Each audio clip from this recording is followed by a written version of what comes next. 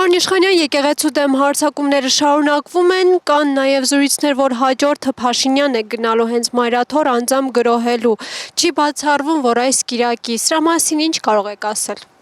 Նախ կարող եմ ասել այն, որ հիմիկվանից պետք է բոլոր հայ առաքելական եկեղեցու հետևորդները, ինչպես նաև Հայաստանի քաղաքացիները ու մյուս կրոնական կազմակերպությունների հետևորդները հայտարարեն, որ կիրակի գնալու են իրենք Մայրաթոր պատարագին մասնակցելու, որովհետև նախ տեսանք ինչ եղավ դեկտեմբերի 18-ին եւ դրանից հետո ինձ թվում է հարկ է եւս մեկ անգամ այնտեղ ներկա լինելու, իսկ ինչ կասեմ ահաբեկիչների պահով, այսինքն Նիկոլ Փաշինյանի գլխավորությամբ, դա արդեն պարզ է ինչ է, պարզապես նրանք զենքով դուրս են եկել խաղաղ ժողովրդի դեմ եւ խաղաղ կրոնական կազմակերպության դեմ, որը ոչ բանակ ունի, ոչ բարեկապահական ծառայություն ունի, ոչ, չգիտեմ, ազգային անվտանգության ծառայություն բանակ ունի։ Մի խոսքով, սա ուժերի անհավասար պայքար է, որտեղ մի կողմում քաղաքակիրթ աշխարհն է, այսինքն մենք եւ հայ առաքելական եկեղեցին, իսկ մյուս կողմում ահաբեկիչներն են, կին մասնատող, քնած պային կացնահարող բարբարոսներ։ Այսինքն քաղաքակրթական պայքար է սա։ Պարոն Իշխանյան, միջ քանդում են եկեղեցին, նաև հասցնում են Ադրբեջանի հետ առևտուր անել, օրինակ ադրբեջանական բենզին են վաճառում,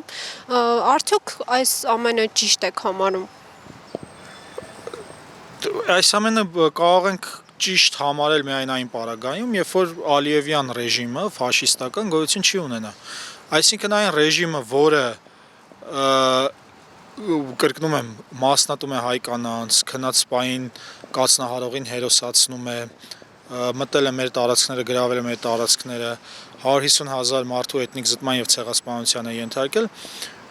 ինքը չի կարող համարվել ճիշտ այն տեսակետից, որտեղ 5000 հոգի, որոնց սրանք տարել են Արցախում զոհելու, այդ 5000-ը ի վերջո ինչի համար էին կռվում էին մեր իրավունքների պաշտպանության համար։ Հիմա մեր իրավունքները պաշտպանված չի, այդ մարդկանց ամբողջական ցուցակը սկի հրապարակված չի։ Նրանց ծնողների նկատմամբ անարգանքի վերաբերմունք է ամենտեղ ու նրանք փաստորեն այդ 5000 հոգուն զոհաբերել էին, որպեսզի Խաչատուր Սուքիասյանը, որը սահմանադրության խախտումով նաև պատգամավոր է, առևտուր անի ու մեր վրա բենզին ծախի։ Իհարկե մեր ինքնության իմաստով ճիշտ չի կարող, թուրքական ինքնության իմաստով ճիշտ է, որովհետև նրանց բնույթն է այդպեսին, ցեղասպանել եւ բան անել, վաճառել իրենց ապրանքը, բայց մեր իմաստով այդ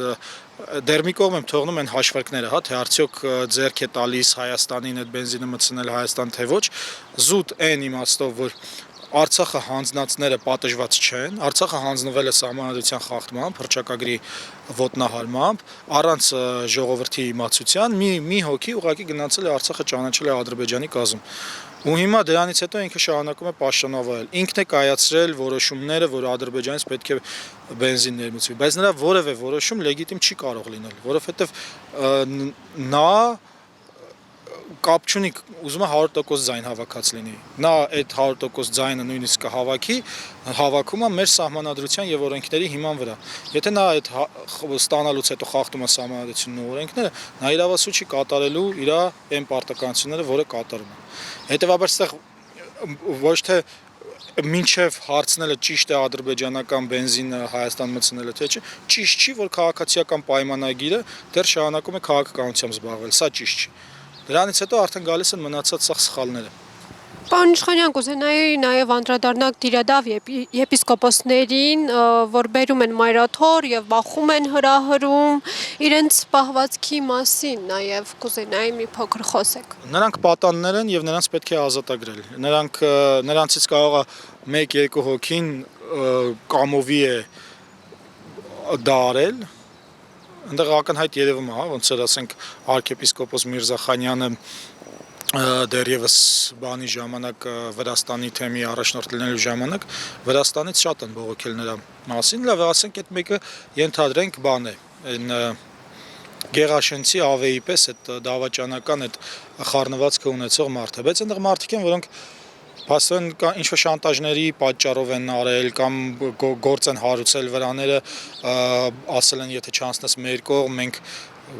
քեզ կբանտարկենք, իրանք ավելի շատ ընտրել են բան ֆիզիկական ազատությունը, բայց հոգեպես բանտարկությունը, քանի որ երևի սովոր են դրան։ Մեր գործը նրանց ազատագրելն է, յուրաքանչյուր պատանդ, անկախ նրանից, թե տեսեք, որ եթե հանցագործը մտնում է բանկ, զենքը դնում է դրամարկղի աշխատողի վրա, ասում է՝ «Տուր քո բաները, փողերը»։ Հիմա այդ դրամարկղի աշխատողը չի ուզում, չէ՞ տա, բայց քանի որ իր կյանքը վտանգի տակ է, հանում է տալիս է։ Հիմա նույն իրավիճակը ունենք այս եկեղեցում։ Անկախ նրանից, թե ինչ հուզական վերաբերմունքներ ունենք, այնուամենայնիվ պետք է հասկանանք, որ նրանք իրենց քայլը կատարել են, քանի որ պատանդ են։ Եթե մենք ազատագրենք նրանց պատանդառությունից, նրանք այդ քայլին չեն գնա։ Գուցե այնտեղ կան որոշակի խնդիրներ օրենքի հետ կապված, հատկապես քրեական օրենսգրքի հետ կապված, դա արդեն աշխարհիկ տիրույթում է, որը պետք է լուծել, երբ որ չլինի արդեն այս իշխանությունները եւ կլինի արդարադատություն, ոչ թե նիկոլադատություն։ Օպերայի փոխտնօրեն եւ դիրիժոր Կարեն Դուրգանյանի եղբոր պահվածքի պատճառով կաթվածի հասել Տեր Վրդանեսը, ասում են իրեն կարգի հրավիրելու ժամանակ է վատացել, սրա վերաբերյալ ինչ կասեք։ Սրա վերաբերյալ ես հիշում եմ, երբ որ Կոնստանտին Օրբելյանն էր օպերայում տնօրեն, թե ինչ բանով էլի sense գրողով, թե ինքը քաղաքականությամբ զբաղվում օպերայում, այտենց հերյուրանքներով, դեռ Լիլիթ Մակունցն էր այդ ժամանակ մշակույթի նախարարը, այդ հերյուրանքներով, թե ինչպես էին փորձում Կոնստանտին Օրբելյանին հեռացնել այնտեղից, որովհետև նա քաղաքականությամբ չէր զբաղվում, քանի որ նրանց համար քաղաքականությամբ է զբաղվում նա, ով իրենց կողմից չի։ Չէ՞, օրինակ եթե ասենք Ստեփան Ասատրյանը իրենց կողմից չի, այդ կարգալույց քահանան, ապա զբաղվում է քաղաքականությամբ։ Եթե իրենց կողմից է ու քաղաքական տեքստեր է ասում, Նիկոլին է պաշտպանում, չգիտեմ, այդ ամբողջ այդ գրոհին է մասնակցում, ապա քաղաքականությամբ կարելի ասել չի զբաղվում։ Նրանց տեսակետից դե ահաբեկիչ են, հիմա ամեն ինչ կանոնեն։ Կոնստանտին Օրբելյանի ժամանակ ես հիշում եմ, նույնիսկ կային որոշ գրողներ, հրապարակախոսներ, որոնք շատ գարշելի էր, միացել էին այդ արշավին, հիմա նրանցից մեկը նաև հանրային հեռուստատեսությունում, հիմա չգիտեմ, կարող է չի, բայց լուրերի խմբագիրներ Մեհեր Արշակյանը ինքն էլ բաներ հոդված էր գրել համոզելով Կոնստանտին Օրբելյանին, տենց բարոյական դիրքից էլի, սենց ինքը շատ բարոյական էր, Կոնստանտին Օրբելյանին ասում էր բաներ, համոզում էր, որ ինքը հրաժարական տա։ Դե վերջը Կոնստանտին Օրբելյանը հաղթեց այդ գործը իհարկե, բայց պատկերացրեք այն ժամանակ դեռ էյֆորիա կար, ասենք չի 80-70% այս բաների ահաբեկիչների կողմից էին, չեր են կալվում ինչ է կատարում, բայց այդ process-ը շարունակվում է, դա մշակույթ է, այդ մշակույթը, այդ ահաբեկչական մշակույթը եկել է նստել այստեղ, ու տենց բոլոր երևելի արժանավոր բան մասնագետ մարդկանց շարքերից հեռացնում են, մտցնում են, խնդրեմ, այդ փոխտնօրեններին, որ բարձանում են այնտեղ ու սենց ինչ-որ իրանց արևին դիրիժորություն են անում, կամ ասենք, չգիտեմ, Կոջյանի դպրոցի տնօրենը, հա, ասենք, այդ մարդը գնում է պատարակ գրաքննում, դու բանես արվեստի դպրոցի տնօրենս, որ պետքա գրաքննությունից սիրտդ խառներ հետ տար, գնացել ես միացել ես իրենց։ Դե հասկանալի է, հա, պետքա մենք ընկալենք, որ համակարգի վերևում ինչպիսին է մարդը, այնպես ցածրերում նմանվում են իրեն։ Էսա, այդ համակարգի վերևում այդ մարդն է, որը մեզ խաղաղություն է պարգևում մենակ այն ժամանակ, երբ որ ինքը Հայաստանում չի։ Տեսեք, այս երկու օր խաղաղ ապրում ենք, այդպես ինչ-որ լարվածություն բան չկա։ Հեսա կգա նորից կսկսեն այդ խժդժությունները։ Ուրեմն մեր խաղաղության պայմանագիրը հետեւյալն է, այդ մարդուն մեկուսացնել մեր կառավարական լծակներից եւ առհասարակ հանրային կյանքից էլ կարելի է բանան, որտեղ նա ատելության կոչի, ատելության խոսքի քարոզիչ է, ինչի պետքա նրա ձայնը լսվի մեր եթերներում։ Ժողովուրդը չի բաժանվել երկու մասի, ժողովուրդը մի մասում է, ժողովուրդը շատ լավ հասկանում է, որ Արցախը հանձնած, 355 եկեղեցի հանձնածը, բանակը զավթածը, դատարանները զավթածը, ԱԱԾ-ն զավթածը, ոստիկանությունը, դատախազությունը զավթածը, ազգային ժողովը զավթածը, Հայաստանի անկախությունից մնացել է մի բան եւ եկեղեցին է եւ նա ուզում է դա էլ վերցնի իր ձեռի տակ։ Ժողովուրդը, քանի որ ժողովուրդը ինքը պատանդառության մեջ գտնվելու բանը չունի, այդ խառնվածքը, ինքը գերության մեջ է, հա, պատանդ չի, գերի է սրա կողմից, բայց պատանդ չի։ Դրա համար ժողովուրդը այնուամենայնիվ շատ լավ գիտակցում է, թե ինչ է կատարվում եւ բանի ահաբեկիչների մոտ զուտ այդ կազմակերպված այդ խմբակն է, կարա մի քիչ ավելանա, երբ որ Մայրաթորի վրա հանկարծ գրոհեն փորձեն կաթողիկոսին գերեվարել, այդ ժամանակ կարող է մի քիչ շատանա, բայց այնուամենայնիվ ժողովուրդը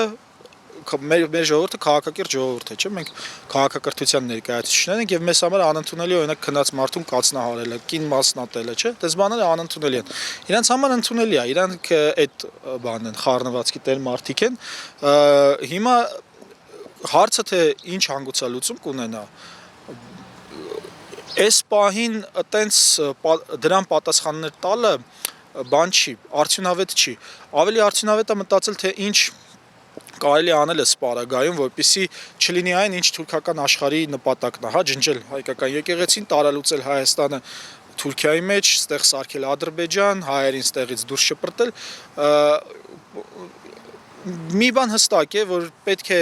երբ որ ուզենան կաթողիկոսին գերեվարել, առավելագույնս պետք է թույլ չտանք, որ դա արվի, որովհետև դա է ճիշտը։ Նրանք իրավունք չունեն մարդկանց գերեվարելու կամ չգիտեմ, այդ կեղծ փաստաթղթերը, որ շպրտում են, իսկի սաղ կյանք հակասովետ են եղել, իսկի չգիտեմ, որ սովետում բան էր, KGB-ում գրագրությունը բանով էր անցկացվում։ Այդ դրանց մեջ էլ լիքը նախկին ընկերներիցս կա, իմ ֆիլմերն էլ տեսել էին, ասենք, NKVD-ի հետ կապված բաներից, արխիվներից հանած, սա ռուսերեն էր։ Էդ էլ այսինքն նույնիսկ այդ իրանց բան չի տվել, գիտելիք չի տվել։ Հա, ուրեմն մենք այն ինչ որ անում է ժողովուրդը, ինքը շատ ճիշտ ուղով անում է։ Նրանք անում են իրենց սխալները, բարբարոսական ակտերը, ժողովրդի կողմից այս կողմից գալիս է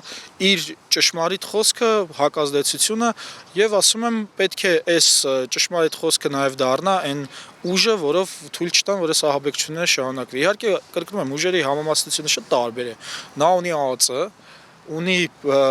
ներքին գործերի նախարարություն, քննչական, ունի դատախազություն, այս գվարդիա են ստեղծել ինչ-որ կարմիր բերետներ ունի, դրանք ինչքան ուժ, բանակ ինչ-որ իմաստով, այսինքն ամբողջ ուժայինները նրա ձեռն են, մեր ձեռը, մեր խիղճն է, մեր ճշմարտությունը, բայց հետաքրքիրը այն է, որ պատմությունը շատ է ցույց տվել, որ ինչքան ուզում ես այս ուժը ունեցի, միևնույնն է արդարությունը ճշմարտությունը ի վերջո հաղթում է, ու հետո երկարատև հեռանկարում ավելի անդլայնվում։ Մենք քրիստոնյա ազգ ենք, հենց քրիստոնեությունը տենց է, չէ, զարգացել։ Այդ մարդը ոչ մի բան չուներ, մարդ Աստվածը, Հիսուս Քրիստոսը ոչ մի բան չուներ։ Ուներ իր առաքյալներն էր, բան, ամբողջ հռոմեական կայսրությունը բան դեմը դուրս եկավ, խնդրեմ, հիմա հռոմեական կայսրությունը չկա, քրիստոնեությունը կա։